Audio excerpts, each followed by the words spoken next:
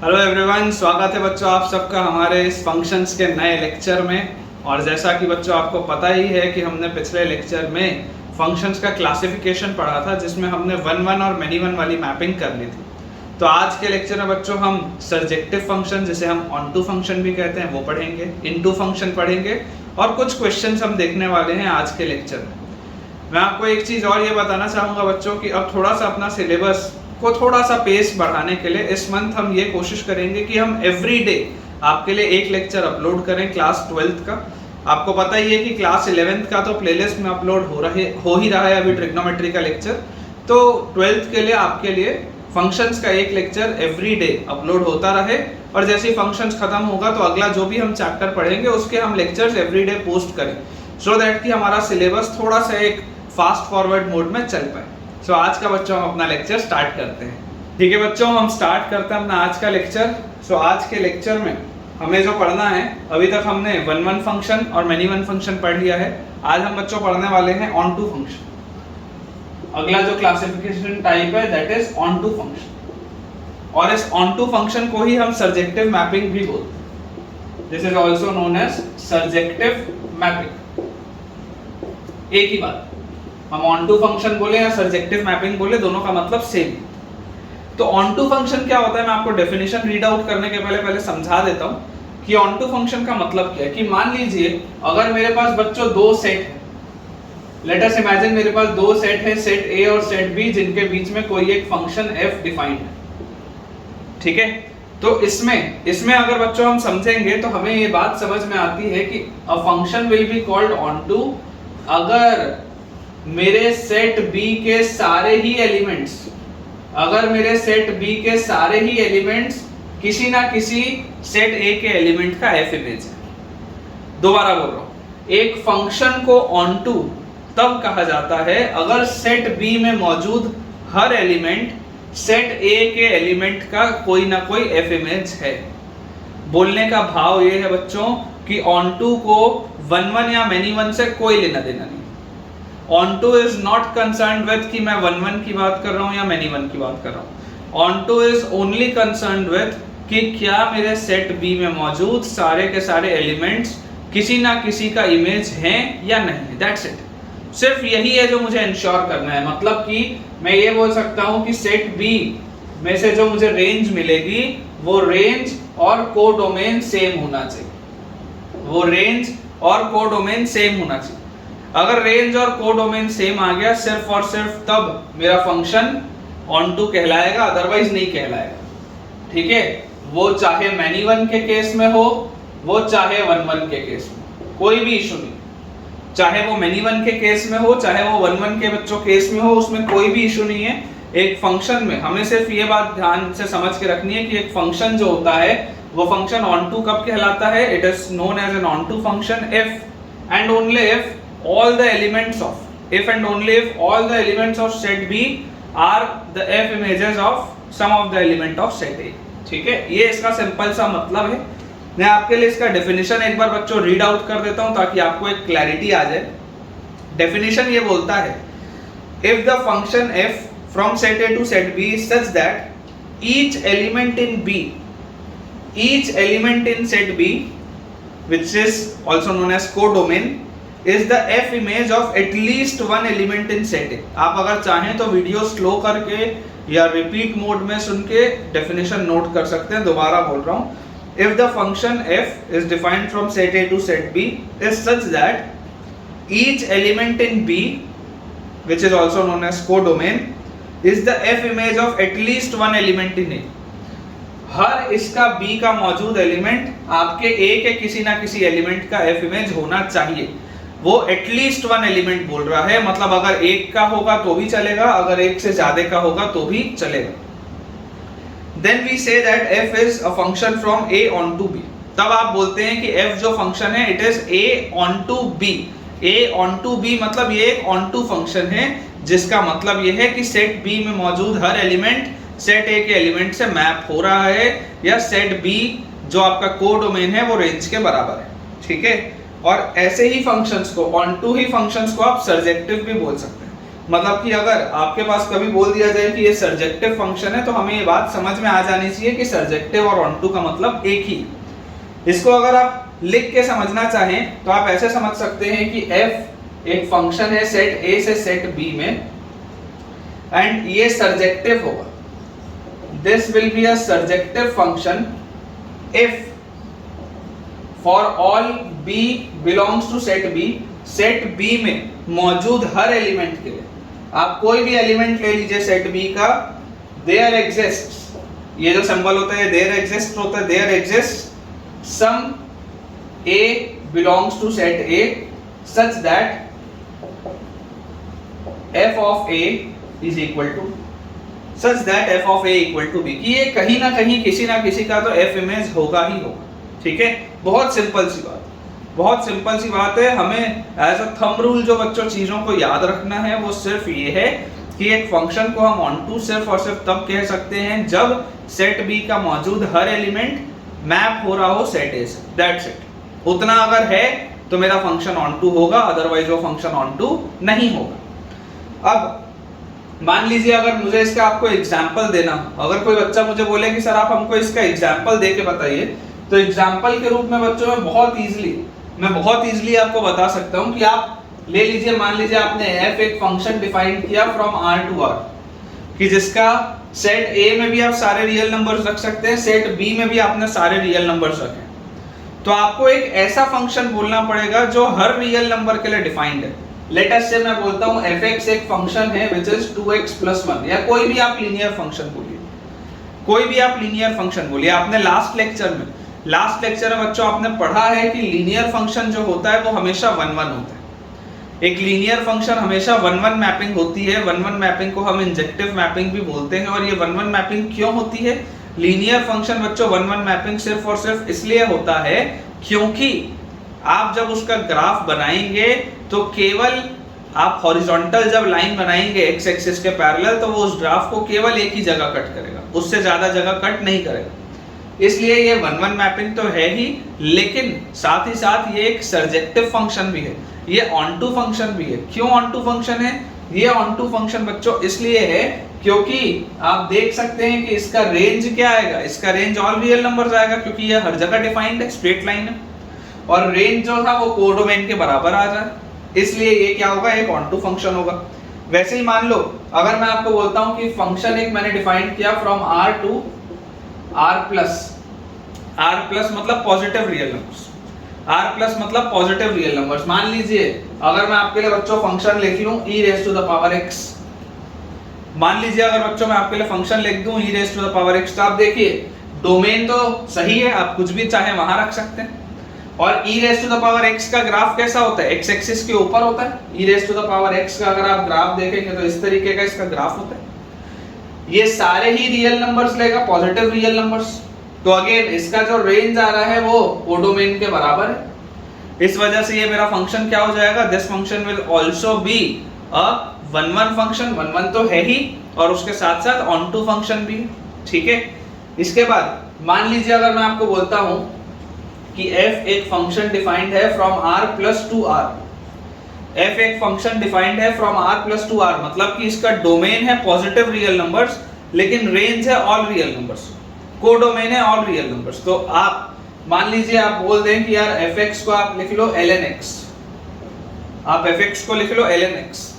तो जैसे ही आप ln x लिखेंगे तो आप देख सकते हैं डोमेन इसका पॉजिटिव रियल नंबर्स है, और ln x का जो ग्राफ होता है वो कैसा होता है, ln x का ग्राफ ऐसा होता है। तो अगर ये बच्चों ln x का ग्राफ है तो मुझे दिखाई दे रहा है कि ये सारे ही रियल नंबर्स ले रहे हैं, इसका मतलब ये भी सही है, ठीक है ना, इसका मतलब ये भी सही है। बस हमें जो बात ध्यान रखनी है, मैंने आपको इसका डायग्राम बता दिया, कुछ एग्जांपल्स बता दिए, अभी हम जब क्वेश्चन सॉल्व करेंगे आपको उसमें और क्लैरिटी आएगी।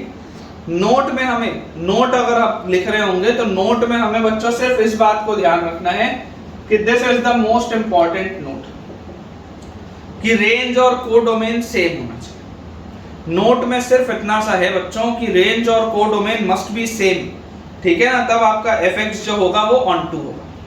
और आप एक बात ये भी समझ सकते हैं कि कोई भी पॉलिनोमियल ऑफ ऑड डिग्री, एक मैं और नोट आपके लिए लिख देता हूं, any polynomial of odd degree, any polynomial of odd degree is onto if f is a function defined from R to R. कोई भी ऑड डिग्री का पॉलिनोमियल बच्चों जो होता है वो एक ऑन टू फंक्शन होता है। आप किसी भी ऑड डिग्री पॉलिनोमियल को 1 1 नहीं बोल सकते। मैंने आपको कल भी बताया था कि हमें जरूर ये दिखता है कि fx is equal to x एक ऑड डिग्री पॉलिनोमियल है, ये तो 1 1 है, या fx is equal to x cube एक ऑड डिग्री का पॉलिनोमियल है और 1 1 है। लेकिन जरूरी नहीं है कि सारे के सारे ऑड डिग्री के पॉलिनोमियल 1 1 ही हो। इट इज नॉट नेसेसरी, क्योंकि मान लीजिए अगर बच्चों मेरे पास कुछ इस तरीके का ग्राफ आ गया ये, तो ये एक ऑड डिग्री का कर्व है, this is a curve of an odd degree polynomial, लेकिन ये 1 1 नहीं है। क्यों? क्योंकि इसमें लोकल मैक्सिमा और लोकल मिनिमा आ रहा है। ये एक मेनी वन फंक्शन है, जरूर ये ऑन टू है, जरूर ये ऑन टू है। अगर मैं आपको बोलता हूं कि if f is defined from R to R, तो ये एक ऑन टू फंक्शन होगा। क्यों? क्योंकि इसका कोडोमेन और इसका रेंज सेम है, ऑन टू है लेकिन मेनी वन है, ठीक है। लेकिन आप ये बोल सकते हैं कि अगर आपके पास कोई भी एक पॉलिनोमियल है ऑड डिग्री का, तो वो हमेशा ही ऑन टू होगा। It can be 1 1, it can be many one, लेकिन ऑन टू होगा, ये बात हमेशा श्योर है if the function is defined from R to R। क्योंकि एक ऑड डिग्री पॉलिनोमियल जो होता है बच्चों, वो हमेशा -∞ से +∞ तक की सारी वैल्यूज लेता है, सारी की सारी वैल्यूज लेता है, ठीक है। तो ये आपके पास ऑन टू फंक्शन तो होगा, it can be 1 1 also, it can be many one also, ठीक है। तो ये बच्चों हो गए हमारे कुछ पॉइंट्स ऑन टू फंक्शन के। मैं एक बार और भी देख लेता हूँ बाकी मटेरियल्स में, अगर हमारे पास कोई और एक्स्ट्रा अगर पॉइंट हो तो मैं आपको वो भी बताऊंगा, और उसके बाद फिर हम अपना अगला पोर्शन स्टार्ट करेंगे। तो ऑन टू फंक्शन में हमने ये वाली चीजें देख ली हैं। इसके बाद अगर हम ऑन टू फंक्शन की बात करें, रेंज और कोडोमेन सेम होता है, बिल्कुल सही बात है। कोई भी एक ऑड डिग्री पॉलिनोमियल, जो पॉइंट्स लिखे हुए मैं आपको बस वही पढ़ रहा हूँ, देखते जा रहा हूँ कि मैंने आपको सब कुछ कवर कर दिया या नहीं। कोई भी एक ऑड डिग्री पॉलिनोमियल जो होता है वो हमेशा ऑन टू होता है, the function is defined from R to R, बिल्कुल सही। सारी की सारी बातें बच्चों बिल्कुल की बिल्कुल सही हैं। तो इसके साथ हमारा ऑन टू फंक्शन वाला पोर्शन आज खत्म होता है। अब हम अपना जो चौथा और आखिरी फंक्शन का क्लासिफिकेशन है वो अब पढ़ेंगे।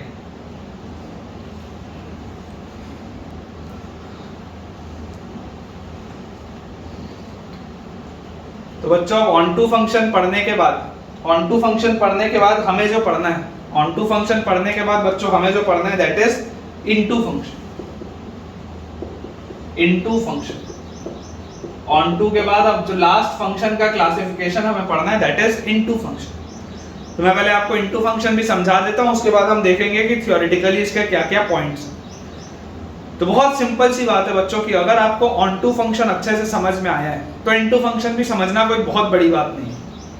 क्योंकि मान लीजिए अगर मेरे पास दो सेट है, from set A to set B, मैंने एक फंक्शन f को डिफाइन किया, मैंने एक फंक्शन f को डिफाइन किया from set A to set B।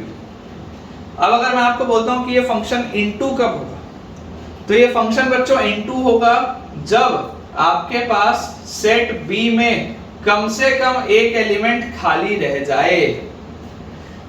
बहुत सिंपल सा है ना यार, जैसे 1 1 हमने पढ़ा था तो मेनी वन बहुत इजी था समझना, वैसे ही अगर आपने ऑन टू समझ लिया है तो इनटू बहुत सरल समझना। इनटू फंक्शन का मतलब सिर्फ और सिर्फ इतना है कि आपका जो रेंज होगा it should be a subset of codomain. Range और कोडोमेन बराबर नहीं होना चाहिए, it is as simple as that. पिछले वाले में रेंज और कोडोमेन बराबर था, ये वाले में रेंज और कोडोमेन बराबर नहीं होना चाहिए, it is as simple as that. कोई शक ही नहीं है इस बात पे, ठीक है ना। तो आपके पास सेट बी में एक एलिमेंट, कम से कम एक एलिमेंट ज्यादा आना चाहिए, ये इसका मतलब है, ठीक है। तो एक फंक्शन को इनटू हम सिर्फ और सिर्फ तब कहते हैं, it can be 1 1, it can be many one. पिछला वाला जो केस था वो 1 1 का था, अभी मैंने जैसी एक एलिमेंट की मैपिंग और कर दी है मेनी वन का हो गया। तो जिस तरीके से ऑन टू फंक्शन 1 1 भी हो सकता था, मेनी वन भी हो सकता था, उसी तरीके से इनटू फंक्शन भी 1 1 और मेनी वन दोनों हो सकते हैं। इट कैन बी बोथ, है ना, एक साथ नहीं, लेकिन 1 1 भी हो सकता है, मेनी वन भी हो सकता है। तो अब अगर हम मान लीजिए बच्चों थ्योरी के कुछ पॉइंट्स देखें, तो मैं आपके लिए डेफिनेशन रीड कर रहा हूं, अगर आप चाहें तो लिख भी सकते हैं वीडियो रिपीट करके, कि if a function f is defined from a to b is such that there exists at least one element in codomain. There exists at least one element in codomain which is not the f image. There exists at least one element in codomain which is not the f image of any element in the domain. ये domain होता है, ये codomain होता है. तो domain के हर element की mapping तो होनी चाहिए, लेकिन कोडोमेन में कम से कम ऐसा एक एलिमेंट होना चाहिए जो किसी की भी मैपिंग में ना आता हो. ये इसका मतलब है. There exist at least one element in codomain which is not the image of any element in domain, then fx is into. बहुत इजी, बहुत इजी. मतलब कि मान लीजिए अगर मुझे कोई बोले कि सर आप इसका एग्जांपल बताइए, तो मैं आपको बोलूंगा मान लो बच्चों आपने एक फंक्शन f को डिफाइन किया from all real numbers to all real numbers. मतलब आपने ये कहा कि डोमेन में आप सारे रियल नंबर्स डालिए और आप कोडोमेन में भी सारे रियल नंबर्स रखिए. और मान लीजिए मैं आपको बोलता हूं कि यार fx को ना सर आप ऐसा करो ग्रेटेस्ट इंटीजर ऑफ x ले लो. तो क्या ग्रेटेस्ट इंटीजर ऑफ x सारे के सारे कोडोमेन के बराबर वाली वैल्यूज देगा? क्या नहीं देगा, ये तो सिर्फ इंटीग्रल वैल्यूज देगा.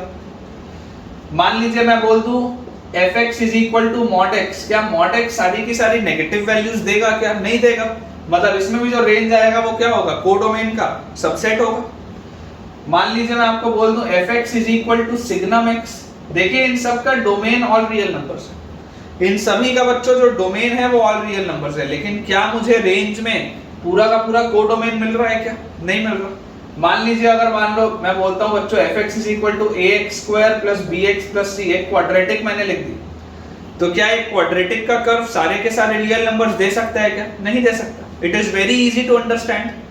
It is very easy to understand. तो यहां से बच्चों ये बात हमें क्लियर है कि इनटू फंक्शन और ऑनटू फंक्शन का बेसिक सा अंतर ये है कि ऑनटू फंक्शन आपको ये बोलता है कि रेंज और कोडोमेन को बराबर कर दो. इनटू फंक्शन बोलता है कि रेंज और कोडोमेन बराबर नहीं होना चाहिए. सिर्फ और सिर्फ इतना. ठीक है. अब इसमें भी हम नोट पॉइंट्स इसके कुछ देख लेते हैं. कुछ इंपॉर्टेंट जो नोट पॉइंट्स है बच्चों मैं आपको बता देता हूं. तो आपके पास लिखा है if a function is onto it can not be into and vice versa. बहुत ऑब्वियस सी बात है ना.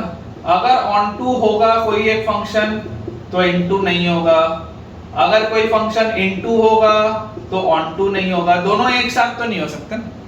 दोनों एक साथ नहीं हो सकते. बहुत इजी सी बात है. अगला पॉइंट है polynomial of degree even defined from r to r will always be an into function. A polynomial of degree even, बहुत easy point. A polynomial of degree even,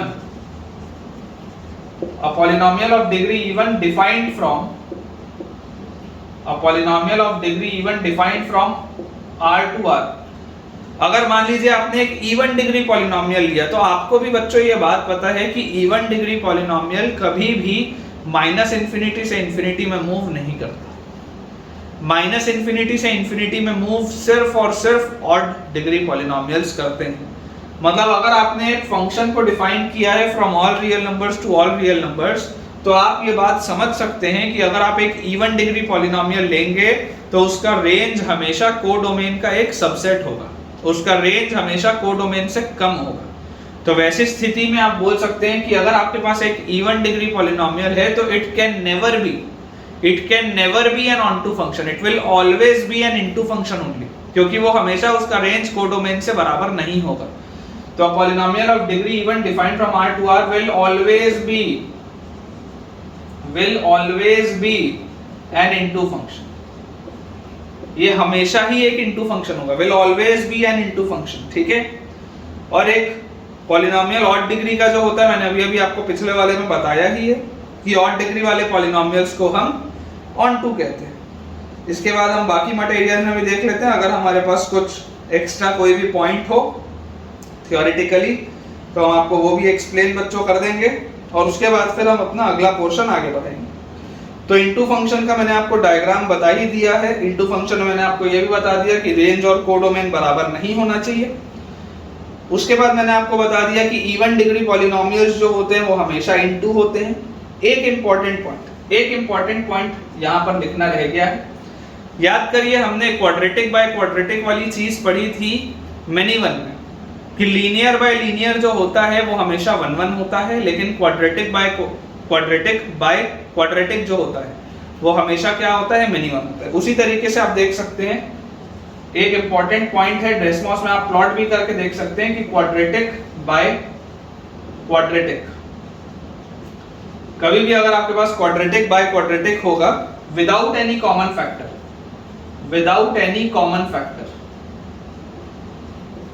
without any common factor, defined from R to R, defined from all real numbers to all real numbers, defined from R to R, will always be an into function, will always be into function, हमेशा ही ये into function होगा, always, this will always be an into function. ये आप चाहें तो Desmos में plot करके देख सकते हैं। इस तरीके के पॉइंट्स बच्चों देखो क्या होता है, ऑब्जर्वेशनल पॉइंट्स होते हैं। ये ऑब्जर्वेशनल पॉइंट्स होते हैं क्योंकि आप मतलब इन जनरल इसको अगर प्रूव करने जाएंगे तो बहुत लंबा चौड़ा प्रूफ होगा। तो ये ऑब्जर्वेशनल पॉइंट्स अगर हमें याद रहे तो बहुत अच्छी बात है, क्योंकि ऐसे वाले पॉइंट जनरली असर्शन रीजन में आ जाते हैं। इसके मैं प्रूफ में नहीं जाना चाहूंगा, लेकिन ऐसे वाले पॉइंट्स असर्शन रीजन में आ जाते हैं। अगर हमें ये याद हो तो बहुत ही बढ़िया बात है। ठीक है बच्चों, तो ये हो गया इनटू फंक्शन, हमने ऑन टू फंक्शन भी देख लिया, इनटू फंक्शन भी हमने देख लिया। अगर मान लीजिए इनटू फंक्शन में कुछ एग्जांपल्स करने थे तो ये भी हमने कर लिए। अब हम अपना पोर्शन अगला आगे बढ़ाते हैं।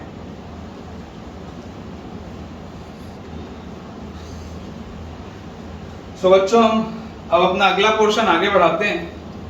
हमने फंक्शंस का क्लासिफिकेशन पढ़ लिया, अब हम वो वाला एक पोर्शन पढ़ते हैं जो देखो फंक्शंस का क्लासिफिकेशन तो आप मान के चलो पेपर में बहुत एक्सपेक्टेड टॉपिक होता है हमेशा। अब हम देखते हैं कि और फंक्शंस मतलब क्या क्या कॉम्बिनेशंस हो सकते हैं। जैसे एक फंक्शन हो सकता है जो 1 1 हो और साथ ही में ऑन टू भी हो। एक फंक्शन हो सकता है जो मेनी वन हो और साथ ही में ऑन टू भी हो, क्योंकि हमने पढ़ा है onto function can be 1 1 also many one also.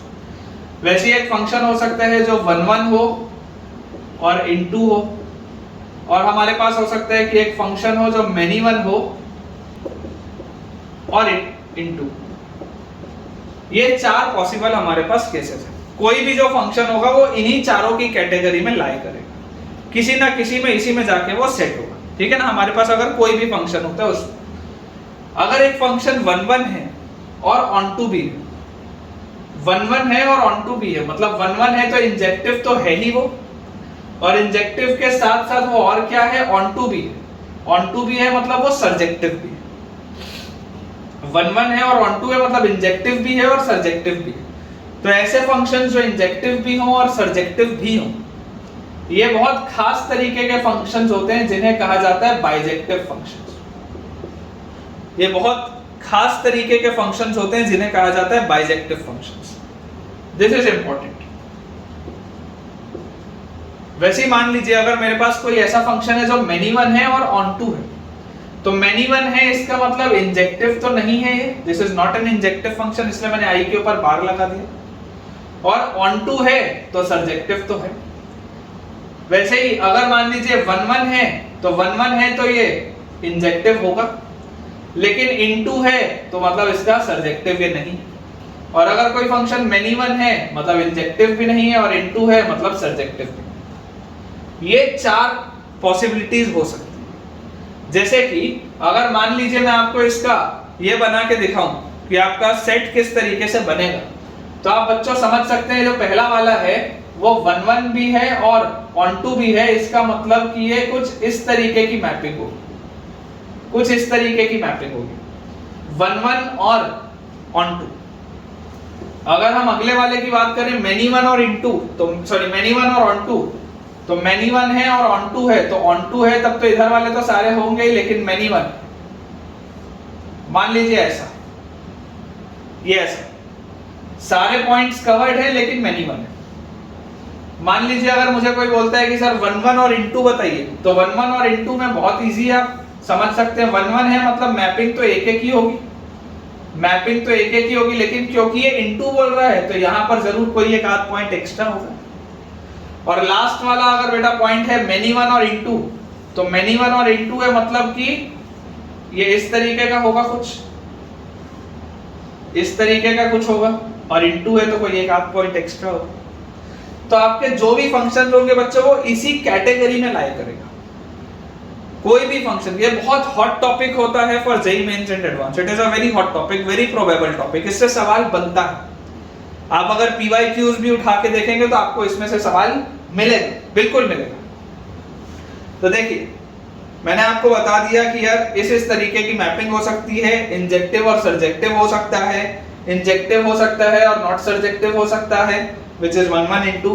उसके बाद अगर आप मेनी 1 on 2 देखेंगे तो मेनी 1 on 2 आपके पास इंजेक्टिव नहीं होता लेकिन सर्जेक्टिव होता है, और उसके बाद मेनी 1 into दोनों ही नहीं होता, जिसके मैंने आपको सेट के डायग्राम भी बना के दिखा दिया। अब ये जो मैंने आपको बोला विच इज वेरी इंपॉर्टेंट, कि अगर कोई फंक्शन 1 1 है और उसके साथ साथ इनटू भी है, मतलब इंजेक्टिव है और सर्जेक्टिव भी है, तो ऐसे फंक्शंस को कहा जाता है बाइजेक्टिव फंक्शंस। अब थ्योरेटिकल आपको मैं एक एस्पेक्ट बता दे रहा हूं कि कई बार बाइजेक्टिव फंक्शंस को बच्चों आप जब देखेंगे ना, तो कई बार बाइजेक्टिव फंक्शंस को इनवर्टिबल फंक्शंस भी बोला जाता है, कई बार बाइजेक्टिव फंक्शंस को नॉन सिंगुलर भी बोला जाता है। तो कंफ्यूज नहीं होना है, मैं इसलिए लिख दे रहा हूं।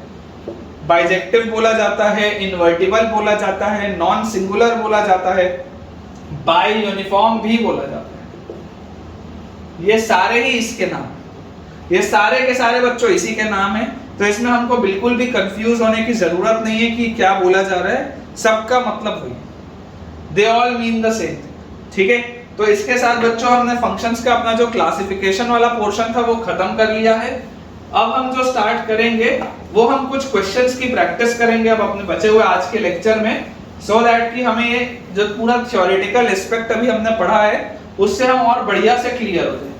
क्योंकि आपको भी बच्चों ये बात पता है कि जब तक हम सवाल नहीं करेंगे तब तक अच्छे से प्रैक्टिस नहीं होती। बिना सवाल किए कभी भी फीलिंग नहीं आती कि यार क्या पढ़ा है। इसलिए सवालों की प्रैक्टिस करना बहुत ज्यादा जरूरी है ना। सवालों की बच्चों प्रैक्टिस करना is very necessary, very necessary. तो हम क्वेश्चन देखते हैं। क्वेश्चन हमारा है बच्चों, classify the following functions as many 1 1 1 onto और इनटू। आपको क्लासिफाई करना है, आपको इन फंक्शंस को क्लासिफाई करना है कि ये 1 1 है, कि ये मेनी 1 है, कि ये onto है या ये इनटू है। आपको क्लासिफाई करना है, ठीक है। पहला हमारे पास बच्चों जो सवाल है, पहला है fx is equal to e raised to the power x plus e raised to the power minus x। ये पहला सवाल, fx is equal to e raised to the power x plus e raised to the power minus x। अब अगर आप ध्यान से इसको सोचें तो आप देखो, ऑफ कोर्स जरूरी नहीं है कि आप सबके ग्राफ बनाएं। इट इज नॉट रिकमेंडेड कि आप सबका एक एक करके ग्राफ बनाएं। इट इज नेवर रिकमेंडेड, ठीक है ना। तो यहां से देखो हम क्या लिख सकते हैं, हम लिख सकते हैं fx is equal to e raised to the power x plus 1 by e raised to the power x। इस सवाल में ऑल्दो ये नहीं लिखा है कि कहां से कहां डिफाइंड है, लेकिन अगर मान लीजिए नहीं दिया हुआ है ना, तो आप ये मान के चलिए कि r to r की बात हो रही है। अगर नहीं दिया हुआ है तो आप मान के चलिए कि r to r की बात हो रही है। तो अगर मेरे पास e raised to the power x plus 1 by e raised to the power x लिखा है, तो आप जरा सोच के देखो कि यार ये वाली जो क्वांटिटी है e raised to the power x positive है, e raised to the power x positive है, तो यार ये तो हमेशा ही पॉजिटिव होगा, ये तो हमेशा ही पॉजिटिव होगा, ये तो कभी नेगेटिव हो ही नहीं सकता। और वैसे भी अगर आप देखोगे तो आपको क्लास 11th के अपने नॉलेज से पता होगा कि एक पॉजिटिव नंबर और उसका रेसिप्रोकल, एक पॉजिटिव नंबर और उसका रेसिप्रोकल हमेशा 2 या उससे बड़े होते हैं। एक पॉजिटिव नंबर और उसका रेसिप्रोकल हमेशा 2 या उससे बड़े होते हैं। आपने AMGM में पढ़ा है, सीक्वेंस एंड सीरीज में AMGM में बच्चों ये चीज आती है। आप देख सकते हैं जब आप x की वैल्यू 0 डालेंगे तो यहाँ पर e के पावर 0 1 और 1 2 आएगा आपके पास, अदरवाइज वो हमेशा 2 से बड़ा होगा। तो यार ये तो हमेशा पॉजिटिव है, और अगर ये हमेशा पॉजिटिव है तो यार इसका रेंज तो कभी भी कोडोमेन के बराबर होगा ही नहीं। तो अगर रेंज और कोडोमेन बराबर नहीं है मतलब ये फंक्शन तो क्या हुआ, इनटू हुआ, ऑनटू तो नहीं हुआ, ये फंक्शन इनटू हुआ। अच्छा, अब क्या ये फंक्शन 1 1 है या मेनी 1 है? तो 1 1 और मेनी 1 हम कैसे जांच सकते हैं? आप सोचिए कि अगर आपको बोला जा रहा है कि यार ये 1 1 फंक्शन है या ये मेनी 1 फंक्शन है, कंफ्यूजन होगा क्योंकि आपको ग्राफ तो इसका आता नहीं है बनाना। तो मैं आपको ये बोलूंगा बच्चों कि आप सोच के देखो कि क्या मैं x को -x से रिप्लेस कर सकता हूं क्या? आपको ऑब्जर्वेशन समझा रहा हूं, आप अगर x को -x से रिप्लेस करेंगे तो f ऑफ -x देखिए क्या आएगा, f ऑफ -x आएगा e raise to the power -x, ये x -x हो गया, और ये जो -x ऑलरेडी था ये अब e raise to the power x हो जाएगा। तो आप देख रहे हैं कि यार ये तो वही लिखा हुआ है, e raise to the power x plus e raise to the power -x, ये तो सेम लिखा हुआ है। मतलब कि बच्चों f ऑफ -x और f ऑफ x क्या आ रहा है, सेम आ रहा है।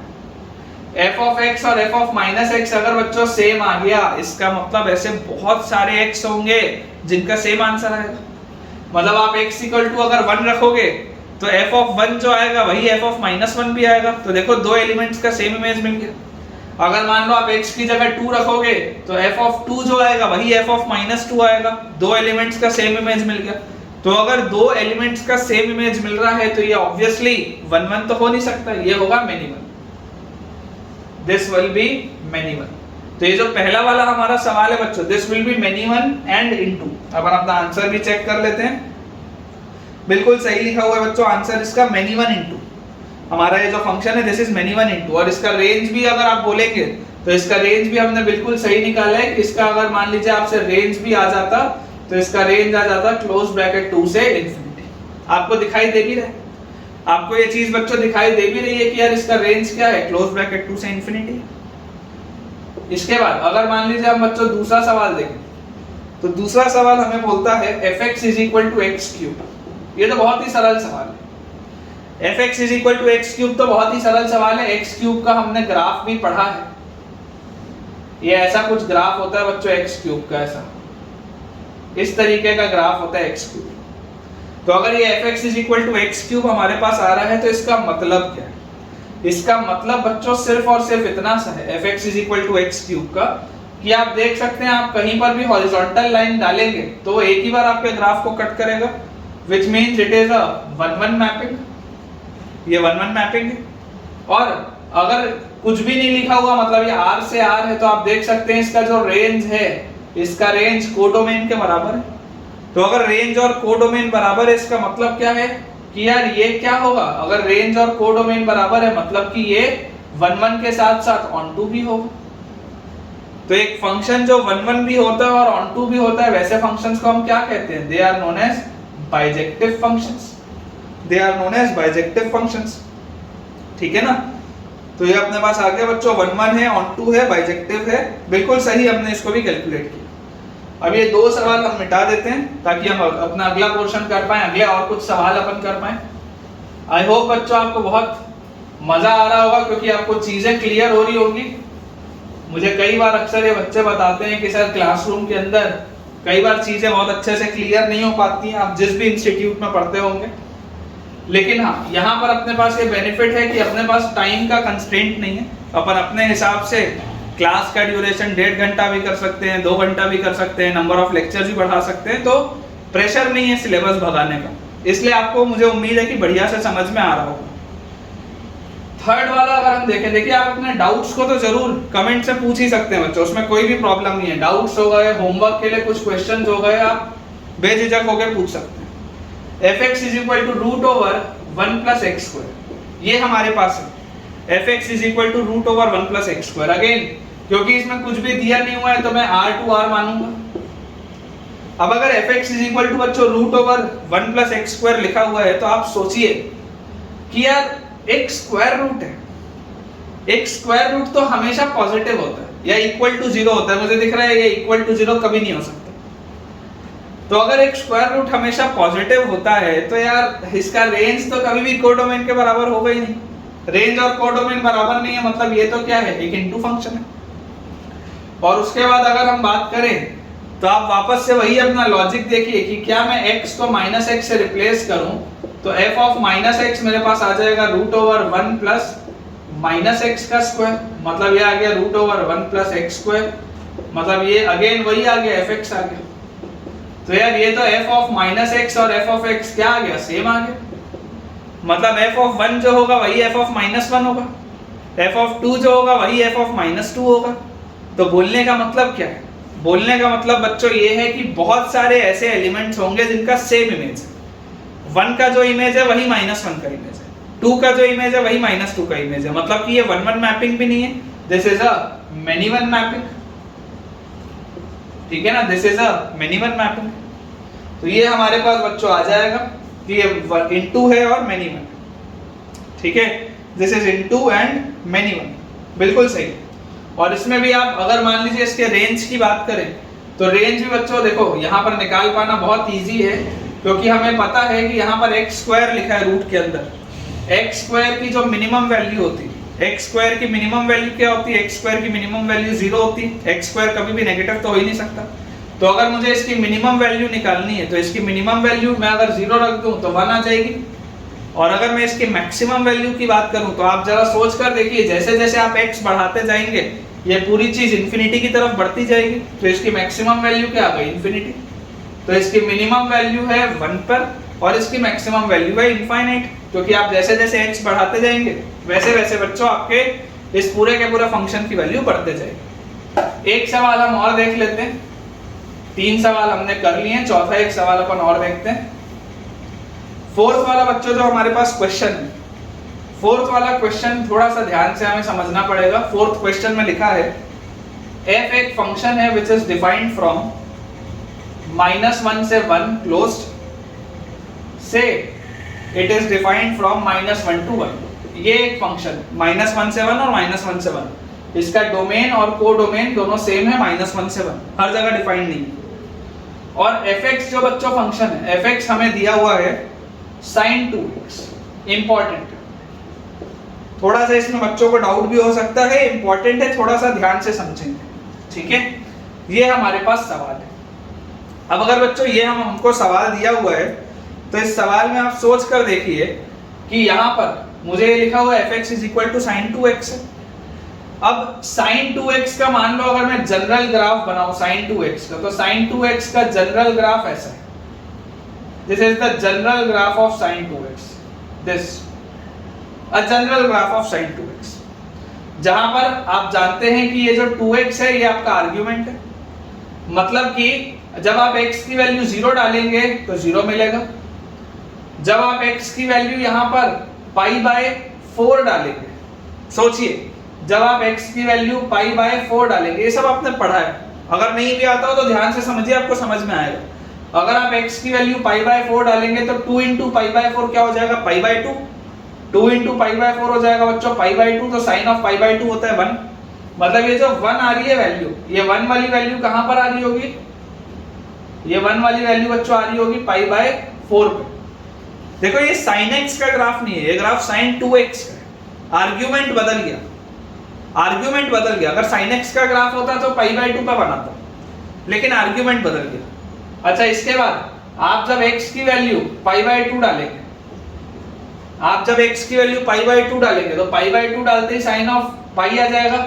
sin ऑफ π क्या होता है, sin ऑफ π 0 होता है, मतलब ये जो पॉइंट है ये पॉइंट है π/2 का, ये पॉइंट π/2 का। वैसे ही अगर मैं इस साइड पे ट्रेस करूं तो मैं 100% श्योर हूं कि यार ये -π/4 आएगा और ये वाला पॉइंट -π/2 आएगा, एकदम मैं श्योरली इस बात को बोल सकता हूं। थोड़ा सा इसके ग्राफ को हम और ठीक कर लेते हैं, ऐसा बना लेते हैं इसको, ऐसा, ठीक है। तो ये हमारे पास आ गया बच्चों। अब आप देखिए, ये अगर आपके पास ग्राफ आ चुका है तो इसका डोमेन क्या है, इसका डोमेन है -1 से 1, इसका डोमेन है -1 से 1। आप ध्यान से जरा सोच के देखिए π/4 क्या होता है, पाई की वैल्यू होती है 3.14, पाई की वैल्यू होती है 3.14। जब आप 3.14 को 4 से डिवाइड करेंगे तो 0.7 के आसपास कुछ आएगा, ठीक है ना। 3.14 को जब आप 4 से डिवाइड करेंगे तो 0.7 के आसपास कुछ आएगा। इसका मतलब कि अगर ये π/4 है तो 1 कुछ यहां पर होगा, क्योंकि π/2 1.57 होता है, तो ये 1 होगा यहां पे कहीं पे, यहां पे। और वैसे ही -1 भी इधर कहीं पे होगा, इधर पे कहीं पे होगा -1, ये, ठीक है। मतलब π/4 के बाद 1 होगा और इधर -π/4 के पहले -1 होगा, इससे। तो ये इसका अगर डोमेन हो गया -1 से 1, मतलब कि ग्राफ की ये वाली जो दुनिया है, ये वाली दुनिया से तो मुझे कोई काम ही नहीं, इसको आप मिटा सकते, या इसको आप अगर पेन से बनाए तो कट कर सकते, क्योंकि ये वाला जो पोर्शन है मेरे ग्राफ का, this is useless, this is useless for me. Why is it useless for me? Because बेटा मेरा तो डोमेन ही -1 से 1 है, तो अगर मेरा डोमेन ही -1 से 1 है तो इधर का तो मुझे हिस्सा ही नहीं दिख रहा, मैं तो इस 1 और -1 के बीच में कंस्ट्रिक्टेड हूं, फंसा हुआ हूं। अब अगर मैं बोलता हूं कि इसका कोडोमेन है -1 से 1, अगर मैं आपको बोलता हूं बच्चों इसका कोडोमेन है -1 से 1, तो आप देखिए पहले इसका रेंज क्या इसका रेंज मुझे ये -1 है और ये 1 है, ये 1 है, ये -1 है, क्या इसका रेंज मुझे -1 से 1 मिल रहा है क्या? देख लो, क्या -1 से 1 सारी वैल्यूज मिल रही हैं क्या? बिल्कुल मिल रही हैं। -1 से 1 मुझे सारी की सारी वैल्यूज मिल रही हैं, इसका मतलब ये एक ऑन टू फंक्शन तो 100% है, 100% this is an onto function. क्यों? क्योंकि आपका रेंज और कोडोमेन सेम है। अब बात होती है 1 1 और मेनी 1 की, अब बात होती है बच्चों 1 1 और मेनी 1 की। तो अगर आप ध्यान से देखेंगे तो क्या ये 1 1 फंक्शन है क्या? मैं बोलूंगा ये 1 1 फंक्शन नहीं है। क्यों? क्योंकि इधर देखो दो वैल्यूज पे सेम मिल रहा है, इधर पर भी देखो बेटा दो वैल्यूज पे सेम मिल रहा है, this is a many 1 function, this is a many 1 function. क्यों? क्योंकि यहाँ पर दो वैल्यूज के लिए आप जब हॉरिजॉन्टल लाइन डालेंगे तो यहाँ पर दो वैल्यूज के लिए सेम इमेज आ रहा है, x की -1 पर भी सेम इमेज आ रहा है और इधर पर भी -1 भी है, यहाँ पर जो भी आएगा इस पे सेम इमेज आएगा, ठीक है? तो this is a many 1 and onto function. अच्छा सवाल है बच्चों, मुझे लगता है आपको बिल्कुल ये सवाल पसंद आया होगा। इस तरीके के जो ग्राफ के क्वेश्चंस होते हैं बच्चों, इस तरीके के ग्राफ के क्वेश्चंस बहुत अच्छे होते हैं, ये कंसेप्ट बिल्डिंग के लिए बहुत बढ़िया सवाल हैं। जनरली क्लासेस में हमें ये चीज समझ में नहीं आती क्योंकि टीचर थोड़ा सा फास्ट बोल के निकल जाता है, लेकिन यहाँ पर आपके पास बेनिफिट ये है कि अगर आपको थोड़ा सा भी डाउट आ रहा है तो आप थोड़ा सा रिवाइंड कर सकते हैं, दोबारा सुन सकते हैं, 3 बार सुन सकते हैं, कमेंट में पूछ सकते हैं, सब ऑप्शंस है आपके पास। तो आई होप बेटा आपको ये क्लियर होगा। मेनी 1 ऑन टू, ये अपना पास रिजल्ट आ गया, ठीक है? अब ये क्लासिफिकेशन वाला तो अपना सवाल हो गया। अब अपन इसमें कुछ क्वेश्चंस की बच्चों प्रैक्टिस और करते हैं, थोड़ा सा अपनी अंडरस्टैंडिंग और बेटर हो जाएगी, ठीक है? आई होप आपको बहुत अच्छा लग रहा होगा बच्चों। अगर आपको लेक्चर पसंद आ रहा है तो जल्दी से यार वीडियो को लाइक वाइक कर दो, थोड़ा हम भी मोटिवेटेड रहेंगे कि यार ये मेहनत करते रहे तुम्हारे लिए, ठीक है? चलो अगला अगर अपन सवाल देखें, नेक्स्ट क्वेश्चन बच्चों हमारे सामने लिखा है, एक फंक्शन है f which is defined from close bracket 2 से इंफिनिटी से लेकर y तक, इसका डोमेन है 2 से इंफिनिटी और रेंज कोडोमेन है y। और जो फंक्शन fx बच्चों मुझे दिया हुआ है x² - 4x + 5, ये फंक्शन fx x² - 4x + 5, और आपको बोला जा रहा है कि आपको y बताना है such that it is both 1 1 and onto. Find y such that obviously y भी कोई सेट होगा, find y such that fx is bijective. मान लो बाइजेक्टिव लिख दिया, सवाल में 1 1 और onto लिख रहे हैं लेकिन आपका थ्योरी का कंसेप्ट चेक करने के लिए मान लो बाइजेक्टिव लिख लिया। तो अगर आपको fx बाइजेक्टिव चाहिए मतलब कि आपको fx चाहिए 1 1 भी और onto भी, 1 1 भी चाहिए और onto भी चाहिए। सबसे पहले अपन fx का ग्राफ बनाते हैं। fx एक क्वाड्रेटिक दिया है x² - 4x + 5, और x² - 4x + 5 अगर ये लिखा हुआ है तो क्या इसका कोई रूट होगा क्या? तो इसका डिस्क्रिमिनेंट देखो, इसका डिस्क्रिमिनेंट है b² मतलब 16 - 4ac ना, इसका d <0, इसका d <0 मतलब ये कर्व तो हमेशा ही पॉजिटिव है, ये कर्व हमेशा ही पॉजिटिव है। और अगर आप x की वैल्यू 0 रखेंगे तो y की वैल्यू 5 आएगी, अगर आप x की वैल्यू 0 रखेंगे तो y की वैल्यू 5 आएगी। इस तरीके का इसका ग्राफ है। अगर मैं इसका वर्टेक्स लोकेट करने की कोशिश करूं तो इसका वर्टेक्स होगा, वर्टेक्स के कोऑर्डिनेट्स -b/2 है, -d/4 है। पढ़ाई है हमने क्वाड्रेटिक में। अगर आपको कंसेप्ट्स में कोई भी डाउट है आप JEE 2024 की प्लेलिस्ट रेफर करिए, उसमें सब कुछ आपको मिलेगा। -b/2 है, आप जब करेंगे तो 4/2 2 आएगा, -d/4 करेंगे तो 4ac - b² / 4a, ये आएगा। तो 2 comma 4 into 5, 4 into 5 20 minus 16, 4 by 4 1, ये आएगा बच्चों 2 कॉमा 1, 2 कॉमा 1 आएगा, मतलब कि ये आ गया आपके पास बच्चों 1 और ये आ गया आपके पास 2। ठीक है, अब मुझे बोला जा रहा है कि इसका डोमेन है 2 से इंफिनिटी। अगर बच्चों इसका डोमेन 2 से इंफिनिटी है, मतलब कि 2 से पहले की जो दुनिया है वो तो मेरे लिए यूजलेस है। मुझे ये वाला तो पोर्शन दिख ही नहीं रहा ग्राफ का, this is useless for me, this is useless for me. मेरे लिए ग्राफ शुरू यहां से हुआ है और इस तरीके से आगे बढ़ रहा है। मैं जैसे जैसे x बढ़ाता जाऊंगा मेरा y बढ़ता जाएगा, fx मेरा बढ़ता जाएगा।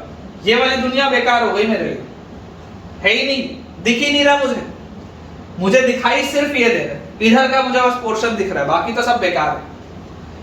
अब अगर मैं बोलता हूं बच्चों की 2 से इंफिनिटी में ये जो कर्व है this should B 1 1 and on 2, this should B 1 1 and on 2, तो 1 1 तो है, 1 1 तो दिख रहा है, कोई डाउट ही नहीं है। 1 1 में तो कहीं पर भी आप हॉरिजॉन्टल लाइन डालोगे एक ही जगह कटेगा, 1 1 तो है। लेकिन अगर मैं ऑन टू की बात करूं तो ऑन टू का कंसेप्ट क्या होता है? ऑन टू का कंसेप्ट होता है कि कोडोमेन और रेंज सेम होना चाहिए।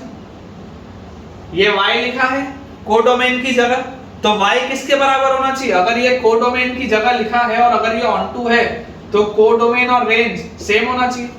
तो अगर y कोडोमेन था तो वो रेंज के बराबर भी होना चाहिए। आप इसका रेंज देख लो, इसका रेंज कहां से है? इसका रेंज है 1 से infinity, its range is 1 to infinity. तो अगर बच्चों इसका रेंज 1 से इंफिनिटी आ रहा है, इसका मतलब कि y क्या होगा? y जो होगा बच्चों that will be close bracket 1 से इंफिनिटी। ठीक है, y will be close bracket 1 से इंफिनिटी। बहुत इजी सा क्वेश्चन है लेकिन कंसेप्चुअल है, इजी है लेकिन कंसेप्चुअल है। ठीक है, इसको अपन मिटा देते हैं बच्चों, अगला सवाल अपन बनाते हैं अपना। आई होप आपको ये समझ में आ रहा होगा, फास्ट नहीं हो रहा होगा। थोड़ा भी अगर आपको फास्ट लगता हो तो आप बिल्कुल वीडियो को रिवाइंड कर सकते हैं, पॉज करके दोबारा देख सकते हैं ताकि आपको वो चीज अच्छे से क्लियर हो जाए। ठीक है ना। अपने पास बच्चों जो अगला सवाल है, अगला सवाल हमारे पास बच्चों जो लिखा है that is fx is equal to x square plus bx plus 3। Again एक क्वाड्रेटिक है, x square plus bx plus 3 is not injective. This is not injective, injective नहीं है। For values of x in the interval 0 से 1, for x belonging to the interval 0 से 1, दोनों में close bracket. 0 से 1 वाले इंटरवल में this is not injective. Find the interval in which b lies. सवाल है find the interval of b, find the interval of b। ये सवाल है कि b कौन से इंटरवल में होगा अगर ये इसमें इंजेक्टिव नहीं है। तो आप बच्चों सोच के देखिए, x square plus bx plus 3 जो आपके पास लिखा हुआ है एक क्वाड्रेटिक है जिसमें लीडिंग कोफिशिएंट पॉजिटिव है, तो ग्राफ तो माउथ ओपनिंग अपवर्ड्स पैराबोला होगा। अब अगर मुझे ये बोला जा रहा है, अगर मुझे ये बच्चों बोला जा रहा है कि यार 0 से 1 में ना ये इंजेक्टिव नहीं है, this is not injective in the interval 0 से 1, तो मुझे ये इंश्योर करना होगा कि यार ये 0 से 1 में इंजेक्टिव ना है। आप लॉजिकली सोच के देखो, मान लो मैं 0 यहां बोलता 1 यहां बोलता, मान लो ऐसा, तो अभी ये 0 से 1 वाले इंटरवल में देखो क्या है, अभी ये 0 से 1 वाले इंटरवल में डिक्रीजिंग है, तो ये तो इंजेक्टिव हो जाता।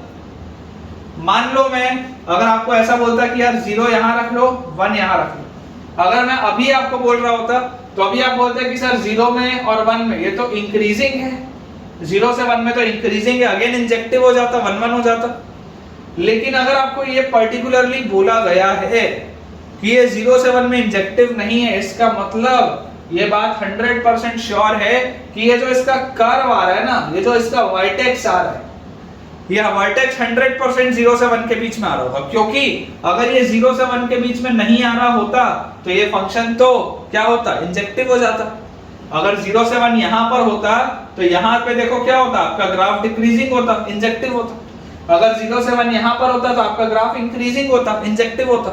लेकिन अगर बोल रहा है कि ये इंजेक्टिव नहीं है, अगर बोल रहा है कि दिस इज नॉट इंजेक्टिव इन 0 से 1, तो 0 से 1 में जरूर इस कर्व में एक घुमाव आना चाहिए, ये वर्टेक्स आना चाहिए, तभी तो ये 0 से 1 वाली जो वैल्यूज आएंगी, ये जो 0 से 1 वाली ये जो वैल्यूज आएंगी बच्चों, ये 0 से 1 वाली जो वैल्यूज आएंगी, अगर ये घुमाव नहीं होगा तो नॉन इंजेक्टिव हो जाएगा, सॉरी अगर घुमाव नहीं होगा तो इंजेक्टिव हो जाएगा। तो इसको घूमना पड़ेगा, इसको घूमना पड़ेगा ताकि आप हॉरिजॉन्टल लाइन बनाओ तो वो कम से कम 2 जगह तो काटे ग्राफ।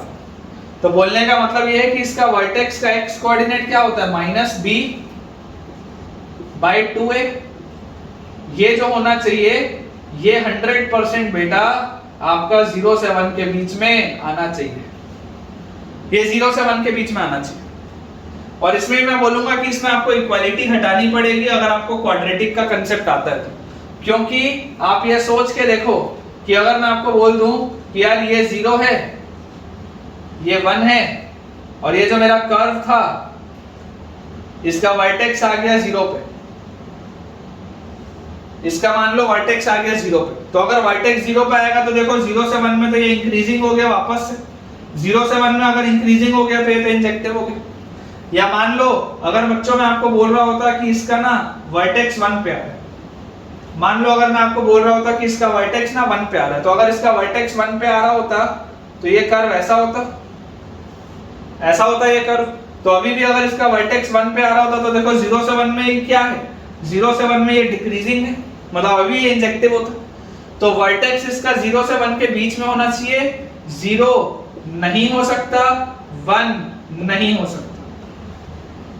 -b/2 जो है आपका वर्टेक्स का कोऑर्डिनेट वो ना 0 हो सकता है ना 1 हो सकता है, अदरवाइज प्रॉब्लम हो जाएगी। ये वर्टेक्स 0 से 1 के बीच में होना चाहिए, क्वाड्रेटिक का कंसेप्ट है। 2 से अगर मल्टीप्लाई करोगे तो 0 less than -b less than 2, minus sign से मल्टीप्लाई करोगे तो -2 less than b less than 0। आपके पास b का जो पॉसिबल सेट आया b बिलोंग्स टू -2 ओपन से 0 ओपन, ये आपके पास आएगा बेटा -2 ओपन से 0 ओपन। मैं एक बार आंसर भी चेक कर लेता हूं, बिल्कुल सही है बेटा, बिल्कुल सही आंसर है, b बिलोंग्स टू -2 ओपन से 0 ओपन। तो आई होप बच्चों आपको अभी तक का सारा चीज बढ़िया से समझ में आ रहा होगा।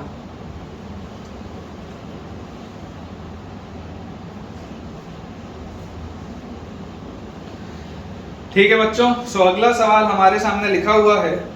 नेक्स्ट क्वेश्चन इज कि मान लीजिए आपके पास एक फंक्शन है f which is defined from r to r, ठीक है, और इसमें लिखा है कि fx जो है this is equal to 2x cube plus 6x square plus 12x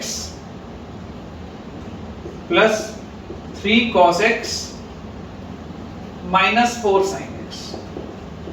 मान लीजिए आपके पास ये लिखा, तो आपको ये बोला जा रहा है कि आपका जो फंक्शन होगा वो क्या होगा, इंजेक्टिव होगा, सर्जेक्टिव होगा, बाइजेक्टिव होगा, इंजेक्टिव, सर्जेक्टिव, बाइजेक्टिव या नॉट सर्जेक्टिव, या नॉट सर्जेक्टिव। इनमें से आपका फंक्शन क्या होगा, ये आपके पास सवाल है। अब एक मैं आपको पॉइंट समझाना चाहूंगा बच्चों, हमने जब 1-1 फंक्शन पढ़ा था,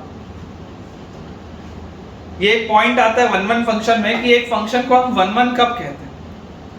तब उसमें आपके पास आया था कि अगर fx एक फंक्शन है जो 1-1 है, तो वो 1-1 तब होगा जब fx कंटिन्यूअस भी होगा। ये इंपॉर्टेंट एक पॉइंट है बेटा, याद रखना। कोई भी फंक्शन fx 1-1 जब होता है, या 1-1 के लिए जब आप उसको चेक करते हैं कि 1-1 है या नहीं, तो पहला रूल होता है कि वो कंटिन्यूअस होना चाहिए, और दूसरा रूल होता है कि f' या तो पॉजिटिव होना चाहिए या तो f' नेगेटिव होना चाहिए हमेशा। Either it should be always increasing और it should be always decreasing, always, तभी आपका fx 1 1 होगा। पहला कंटिन्यूअस और दूसरा ये। मान लीजिए अगर मैं आपसे एक स्टेटमेंट में पूछ लूं कि if f dash x is greater than 0 for all x belonging to domain of f, if f dash x is greater than 0 for all x belonging to domain of f, then fx is 1 1, क्या fx 1 1 होगा, true या false? तो बच्चों मैं ये बोलूंगा कि 99.99% बच्चे बोलेंगे कि सर ये ट्रू है, कि अगर f डैश पॉजिटिव है इंक्रीजिंग फंक्शन होगा, इंक्रीजिंग फंक्शन 1 1 होता है, इट इज फॉल्स। ये फॉल्स है, ये ट्रू नहीं। अगर आपको ये पसंद आया हो जरूर मुझे बताइएगा कि आपने भी क्या इसमें गलती की या नहीं की। It is false, it is not true. आप सोच रहे होंगे सर क्यों? आप सोचो ट्रिग्नोमेट्रिकल फंक्शंस, आप tan x देखो, tan x का आप ग्राफ देखो, tan x का अगर बच्चों आप ग्राफ देखोगे, आप जब tan x का बच्चों ग्राफ देखोगे तो tan x के ग्राफ में आप देखो हर जगह ये इंक्रीजिंग फंक्शन, ये हमेशा इंक्रीजिंग फंक्शन है, this is always an increasing function. अगर आप cot x का ग्राफ देखोगे it is always a decreasing function. अपनी पूरी डोमेन में tan x हमेशा इंक्रीजिंग है, cot x हमेशा डिक्रीजिंग है, लेकिन क्या वो 1 1 है? नहीं, वो 1 1 नहीं है, ये many one है। मैंने आपको many one में लिखाया भी है कि जितने भी ट्रिग्नोमेट्रिकल फंक्शंस होते हैं वो सब के सब many one होते हैं, उनमें कोई भी 1 1 नहीं होता। तो ये पॉइंट बहुत इंपॉर्टेंट है, हमें पता होना चाहिए कि पहले हमारा फंक्शन कंटिन्यूअस भी होना चाहिए, उसके बाद इंक्रीजिंग और डिक्रीजिंग की बात होगी। इंक्रीजिंग और डिक्रीजिंग की बात उसके पहले नहीं होगी, ये बात आपको रियलाइज हो जानी चाहिए। ये मैं आपको इसलिए बता रहा हूँ क्योंकि अभी आप इंजेक्टिव के लिए 1 1 मैपिंग चेक करोगे तो आपको ये सब पता होना चाहिए। ये बहुत एक इंपॉर्टेंट पॉइंट है बच्चों, जो मैंने अभी आपको जस्ट बताया है, इसमें बिल्कुल हमें कंफ्यूज नहीं होना। आप किसी भी फंक्शन को 1 1 या many one सिर्फ और सिर्फ इंक्रीजिंग डिक्रीजिंग देख के नहीं बोलोगे, आपको उसकी कंटिन्यूटी चेक करनी पड़ेगी कि मेरा फंक्शन हर जगह डिफाइंड है भी या नहीं, होगा तभी है, अदरवाइज नहीं होगा। अभी अभी देखा आपने। तो देखो यहां पर अगर हम बोले कि इंजेक्टिव मैपिंग है या नहीं, तो आप तो सबसे पहले ये बताओ कि क्या ये फंक्शन हर जगह कंटिन्यूअस है या नहीं। मैं बोलूंगा it is a continuous function. क्यों मैं बोल सकता हूं कंटिन्यूअस फंक्शन है? क्योंकि यार देखो sin x और cos x तो हर जगह डिफाइंड होते हैं, कोई प्रॉब्लम ही नहीं, और 2x क्यूब 6x स्क्वायर और 12x सब न्यूमरेटर में, तो कोई इशू है ही नहीं, it is a continuous function. क्योंकि ये कंटिन्यूअस फंक्शन है, अब मैं बात करूंगा f डैश की। अब हम बात करेंगे f डैश की, उसके पहले नहीं बात कर सकते। जैसे आप इसका डेरिवेटिव करोगे आपको पता है आपके पास आ जाएगा 6x square plus 12x plus 12, उसके बाद 3 cos x का आपके पास आ जाएगा -3 sin x, cos x का माइनस sin x होता है, और sin x का cos x होता है, तो ये आ जाएगा आपके पास -4 cos x। और जब आप इसे बच्चों सॉल्व करेंगे तो आपके पास देखिए 6 common, x square plus 2x plus 2 minus 3 sin x plus 4 cos x, ये f डैश है। इधर भी आप देखेंगे तो 6 अंदर आ जाएगा x प्लस 1 का whole square plus 1 minus 3 sin x plus 4 cos x। इसको आप लिख सकते हैं 6 प्लस 6 इंटू x प्लस 1 का whole square minus 3 sin x plus 4 cos x। आप इमेजिन करो बच्चों, अगर मैं आपको बोलता हूं कि ये पूरा कोई gx फंक्शन है, ये पूरा कोई hx फंक्शन है, तो आप मुझे जरा सोच के बताओ gx का रेंज क्या होगा? What will be the range of gx?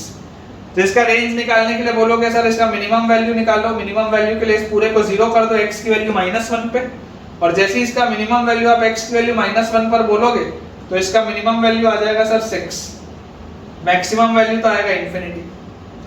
और अगर हम यहां पर बात करें तो सर ये तो हमको पता ही है 3 sin x a sin x plus b cos x वाला जो फॉर्म है, ट्रिग्नोमेट्री में हम क्लास 11 में पढ़ के आए कि इसका जो रेंज होगा, इसका रेंज आएगा -5 से 5, इसका रेंज आएगा -5 से 5, 5 से डिवाइड कर दो, मल्टीप्लाई कर दो, आ जाएगा। पढ़ा है आपने? नहीं आता हो तो देखो 2024 वाली प्लेलिस्ट देखो अगर नहीं आता हो। अब आप सोचिए इसका मैक्सिमम वैल्यू इसका मिनिमम वैल्यू 6 है, इसका मिनिमम वैल्यू -5 है, इसका मैक्सिमम वैल्यू 5 है। अंडर एनी सर्कमस्टेंसेस अगर मैं gx माइनस hx करूंगी, अगर मैं gx माइनस hx करूंगी तो इसका रेंज हमेशा ही पॉजिटिव आएगा। आप ध्यान से देख सकते हैं, आप चाहे 6 में से -5 हटाओ, आप चाहे 6 में से 5 हटाओ, ये हमेशा ही रेंज क्या देगा? पॉजिटिव देगा। मतलब ये हमेशा अगर पॉजिटिव आएगी आपके पास चीज, तो आप जरा बच्चों सोच के देख लो कि f' हमेशा क्या आ रहा है? पॉजिटिव आ रहा है। और अगर f' हमेशा पॉजिटिव आ रहा है मतलब कि this is an increasing function, क्योंकि इसका f' हमेशा पॉजिटिव आ रहा है मतलब this is an increasing function. और एक कंटीन्यूअस फंक्शन जो हमेशा इंक्रीजिंग होता है वो कैसा होता है? वो 1 1 होता है। एक कंटीन्यूअस फंक्शन जो हमेशा इंक्रीजिंग होता है वो क्या होता है? 1 1 होता है। तो ये इंजेक्टिव तो होगा, 100% श्योर इंजेक्टिव तो होगा ये। उसके बाद सर्जेक्टिव है या नहीं, ऑन टू है या नहीं। तो अगर हम ऑन टू की बात करें तो यार इसका मेरे पास कोडोमेन दिया हुआ है ऑल रियल नंबर्स।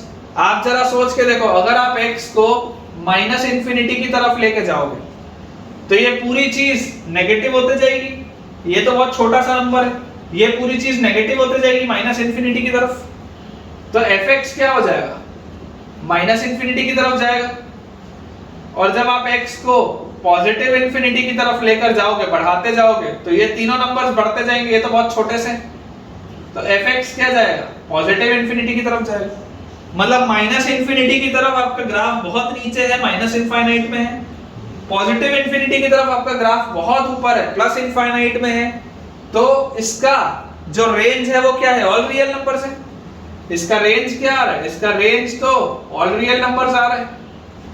तो कोडोमेन और रेंज क्योंकि सेम हो गया तो ये सर्जेक्टिव भी है, इंजेक्टिव भी है और सर्जेक्टिव भी है। मतलब कि this is a bijective function, this is a bijective function. हम एक बार बेटा अपना आंसर टैली भी कर लेते हैं, लेकिन ये जो आएगा ये एक बाइजेक्टिव फंक्शन आएगा। देखो ये आपके पास आ गया क्लोज ब्रैकेट 6 से इंफिनिटी, ये आपके पास आ गया -5 से 5। हमेशा ही ये पॉजिटिव आएगा। अगर आप इसका रेंज निकालेंगे this will be always positive. इस वजह से ये एक बाइजेक्टिव फंक्शन है। ठीक है, बिल्कुल अपन ने बेटा सही सॉल्व किया है। आई होप आपको ये चीज अच्छे से समझ में आई होगी। एक अपन आखिरी सवाल और कर लेते हैं आज का लेक्चर अपना वाइंड अप करने के पहले। एक लास्ट क्वेश्चन हम और करेंगे, उसके बाद फिर हम अपना आज का लेक्चर बच्चों खत्म करेंगे, है ना। बहुत बढ़िया सवाल था जो अभी हमने किया है बच्चों। इस तरीके से आपको ये पता होना चाहिए कि कभी भी अगर हम 1-1 मैपिंग चेक कर रहे हैं तो 1-1 मैपिंग चेक करने के लिए इंक्रीजिंग और डिक्रीजिंग तो चेक करना ही है, लेकिन उसके साथ साथ मुझे उसकी कंटिन्यूटी भी चेक करना बहुत जरूरी है। बिना कंटिन्यूटी चेक किए मैं बच्चों अगर सॉल्व करूंगा तो गड़बड़ हो जाएगी, है ना। बिना कंटिन्यूटी चेक किए कभी भी हमको सॉल्व नहीं करना है। तो आज के लिए जो लास्ट क्वेश्चन रहेगा बच्चों दैट विल बी कि अगर मान लीजिए fx एक फंक्शन है which is x² + 3x + a by x² + x + 1 where f is defined from R to R. Find the value of the parameter a so that the given function is 1 1. आपको a का value set बताना है for this to be 1 1 function. अब अगर आपने बच्चों थोड़ा भी थ्योरी का पॉइंट ध्यान से सुना था जो मैं आपको बोला था, तो थोड़ी देर पहले मैंने आपको बच्चों एक पॉइंट लिखाया था। वो पॉइंट ये था, रादर मैं आपको ये पॉइंट कल वाले लेक्चर में बताया था। आज तो मैंने आपको बताया था कि क्वाड्रेटिक अपॉन क्वाड्रेटिक की जो प्रोफाइल होती है, क्वाड्रेटिक अपॉन क्वाड्रेटिक की प्रोफाइल हमेशा इनटू फंक्शन में आती है। आज मैंने आपको ये बताया था। लेकिन जो हमारा लास्ट लेक्चर था उसमें हमने देखा था कि क्वाड्रेटिक अपॉन क्वाड्रेटिक जो होता है वो हमेशा ही मेनी वन फंक्शन में होता है अगर हमारे पास कोई भी कॉमन फैक्टर नहीं है। आप याद करिए मैंने आपको लिखाया था कि लीनियर अपॉन लीनियर जो होता है, लीनियर अपॉन लीनियर 1 1 होता है। क्वाड्रेटिक अपॉन क्वाड्रेटिक जो होता है, अगर उसमें कोई भी कॉमन रूट नहीं है या कॉमन फैक्टर नहीं है तो वो हमेशा मेनी वन होता है।